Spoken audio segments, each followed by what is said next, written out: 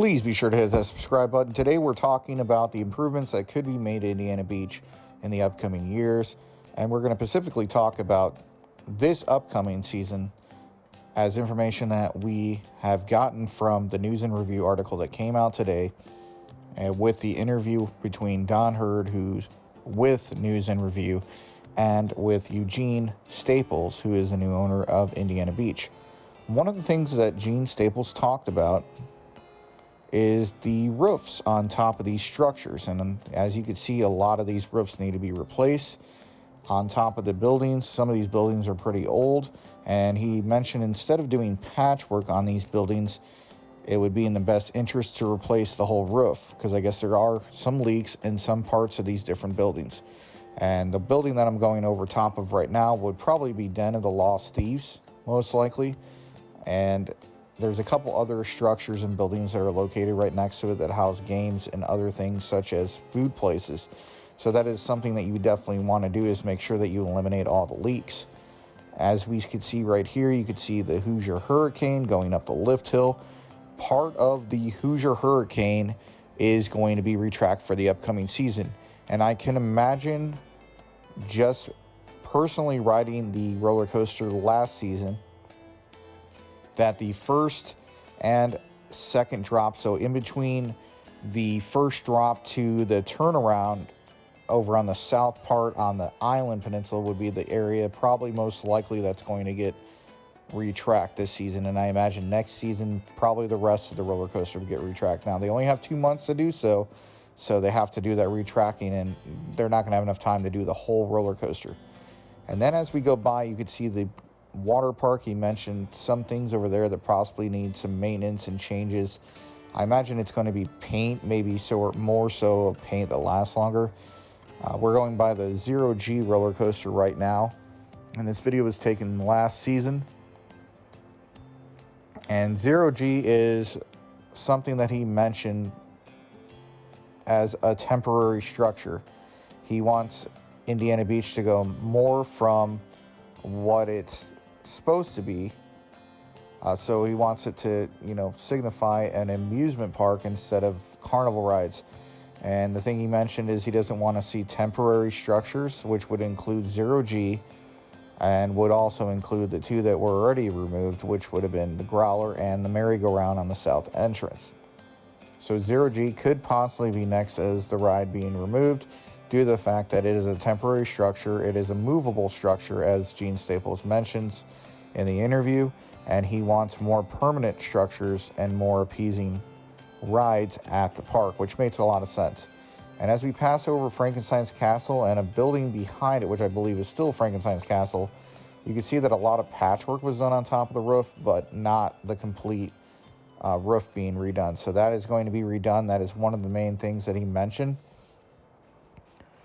And also, as you look at the boardwalk, most likely that's going to be redone as well.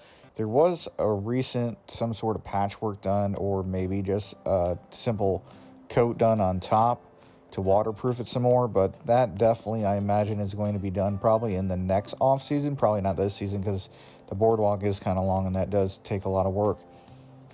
I could see possibly some new wood being placed on the Antique Autos ride, and obviously since Lost Coaster was retracked just a couple years ago, most likely that is going to be fine. But you can definitely see kind of the rotting wood and certain wood on the Antique Autos that probably should be replaced. I imagine signage might be replaced just to give it kind of a different type of aspect and feel in the park. I wonder if one of the things that he's looking into is possibly computer replacements, so that Lost Coaster could handle 2 or 3 trains again. Definitely 2 trains. And what we were advised last season is, due to some sort of error with the computer, it only allows Lost Coaster to operate 1 train, which is definitely different from what I remember when it first opened. So I could definitely see them looking at possibly replacing some computers, not only on Lost Coaster, but Cornball and Hoosier.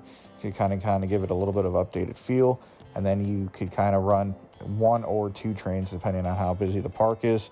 I didn't hear anything about the bumper boats, and I'm not even sure if these are there anymore. If they are there, great. And that's that second drop on the Hoosier Hurricane that I was talking about that was kind of rough last season, so I could definitely see that being replaced up to that turnaround point like I discussed before. And Hoosier Hurricane seems to be more of the focal point on roller coasters this year. I don't see anything being done near like the Tiger and stuff like that. And I still see, Air Crow, because he mentioned it being one of his favorite rides. So Air Crow is definitely not going anywhere. I could see Tiger maybe updating its maybe to like a computer system or something like that, and updating it to maybe having sensors so that you could ride or run 2 to 3 cars at a time on it. And then instead of having somebody manually brake it towards the end of the ride, maybe having it computer controlled so that you don't need as many staff members to staff this roller coaster by Schwarzkopf. And obviously the main thing this year was they had 2 cars, but they'd only send one at a time. And you're looking at, 2 minutes in between dispatching cars, and each car only holds 2 people.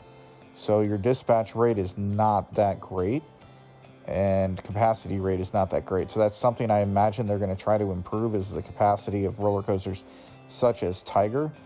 And obviously the paint job looks fine, so they'll probably keep it the way it is.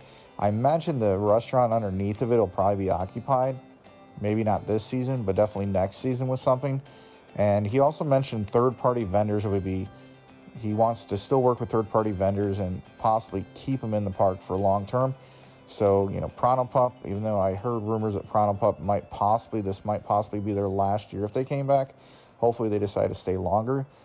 I know Greg Johnson, who used to own Taco Shop, talked about discussing possibly coming back to Indiana Beach and opening his taco shop stand back up on the south end of the park.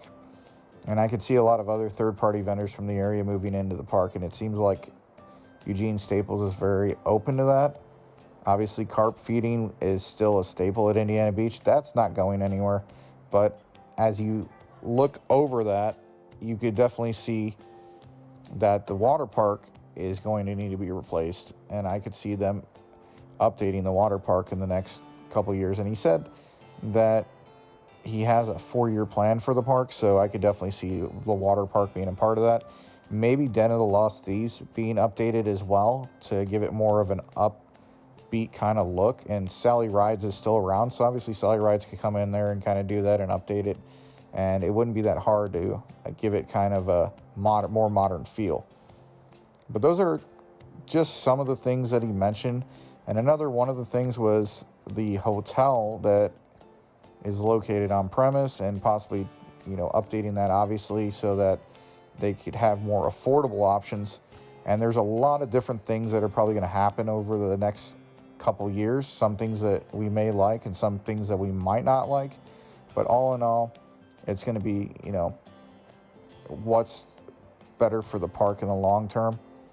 And I'm interested to see what kind of ideas Eugene Staples has for the foreseeable future for Indiana Beach.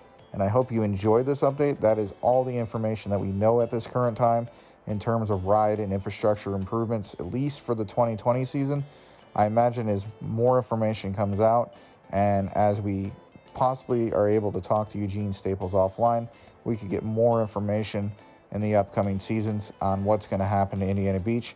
And with that being said, this is Chris signing off for Midwest Coaster fans. Until next time, thanks again for watching, and please subscribe for future content.